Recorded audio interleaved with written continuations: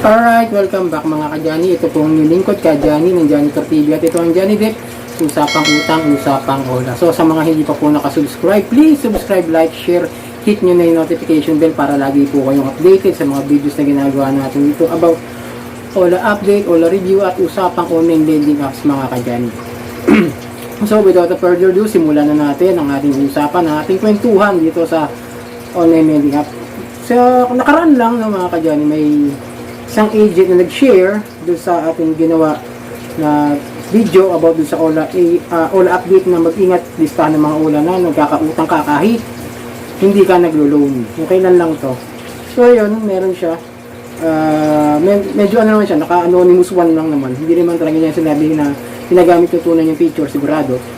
Siyempre dahil inamin niya rito sa comment section na, "Hi, dati akong agent ng Mali Lending Company or Mabilis Cash.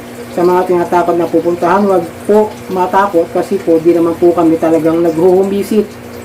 Di po sapat ang pera ng company para gumastos dyan. Kaya nang gawin nyo po, pag inaras na, off-sim nyo na lang po. Actually, kahit di na kayo magbayad kasi sa daming di nagbabayad, matatabunan din name nyo. Thank you po." Yun ang sabi ng agent. Dati, sabi dating agent ng Mabilis Cash. Siguro dahil nga pagtanto niya na hindi nga maganda yung ganitong klase ng trabaho na konsensya, ay umalis, nagsishare siya ngayon ng info dito sa ating channel na which is, ito yung sabi ko sa inyo mga ka-Johnny, no? Itong channel ko, hindi tayo gumagawa basta-basta ng kwento-kwento lang, yung mga basta kukwentuhan lang, tapos walang mga based on facts. Kasi nga ako nagre-research araw-araw kahit na sabihin na sa trabaho ako. Gumagawa ako ng paraan para mapatunayan ko kung sasabihin ko ba is updated at saka may pinagmumulan, meron talagang pinanggalingan at meron talagang tamang rights or batas doon sa mga sinishare ko sa inyo, tsaka yung mga knowledge ng ibang nagka-experience doon sa mga online lending at lalo na ako ngayon naka-experience pa rin ako ng harassments. Di ko muna ipapakita sa inyo yung mga harassment nung yun nga, nung wala ngayon na nangharas sa akin na tinanong ko nga lang na kung meron siyang full copy of statement of account, di pa rin siya nag-reply. Ayun ko siguro natatauhan niya pero siyempre tutuloy natin yung pagsasampa ng kaso sa kanya doon sa ginawa niya dahil magpapile din kami ngayon baka by this month of January mga ka-Johnny, no? Kaya kung may mga gusto sumabay, mag-comment kayo rito, tingnan natin para maisabay kayo doon sa filing para sa pagpapile ko ng case doon sa complaint. Then mga ka-Johnny, tayo bas kwento lang ng kwento rito, no? Tandaan nyo, ang channel ko is based on facts, tsaka research talaga. Talagang sabi nga siya, napupuyat din ako rito, kaka-research, para lang mapatunayan at maipakita ko sa inyo. Kasi may mga negative comments sa akin na hula-hula lang daw po mga ginagawa ko dito sa channel ko. Wala naman daw kasi siguraduhan kung totoo sinasabi ko. Kaya doon ko natutunan at doon ko na pa-realize na mas mabuti na lagyan ko ng mga screenshots at ipakita ko sa inyo kung saan ko talaga kinukuha at hindi yung basta kwento lang ng kwento. Kasi mostly yung iba makukuha pa rin negative comment kasi minsan mag-iisip pa rin na baka mamaya niloloko lang.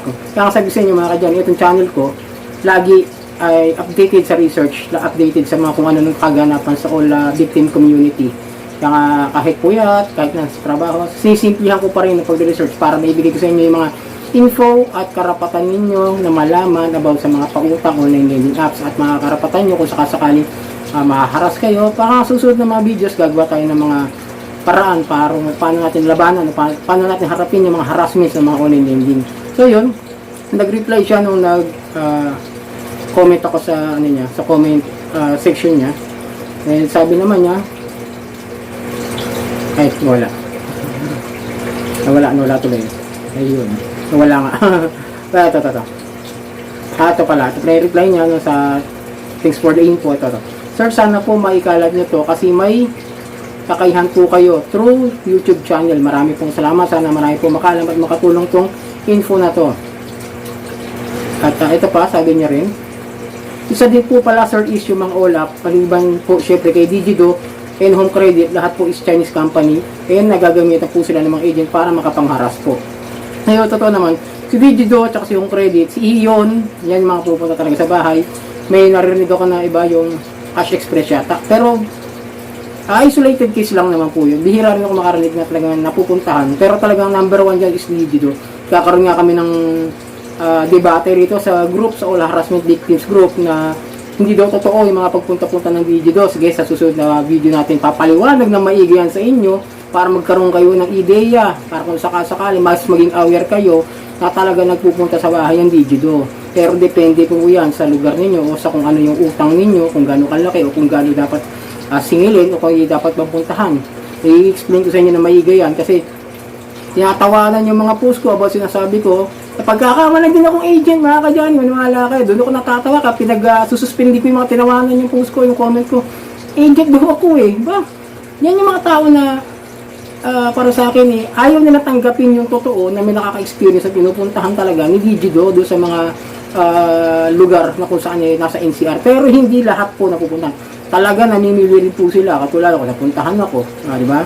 Yun nga, dito Valenzuela na siguro dahil nakitang good naman yung lugar o talagang kailangan na kaming singilin para sa utang namin na binayaran naman namin after that nung nakausap namin yung sa number na binigay na iniwan ng agent ng Digido, mga ka-Johnny. So yun, huwag kayo matakot doon sa sinabi ng agent na hindi nagpupunta sa bahay ang mabilis cash. Kaya huwag kayo matatakot kung makaka-receive kayo galing kumikutang kayo kay mabilis cash din puro talaga nag-house visit yang ola na yan. So yun, mga ka-Johnny, sunod-sunurin natin ito bukas paliwanag ko sa inyo sa video yung talagang kung saan talaga sila pupunta at kung saan minsan ay napupuntahan nila mga province pero isolated case, tandaan nyo.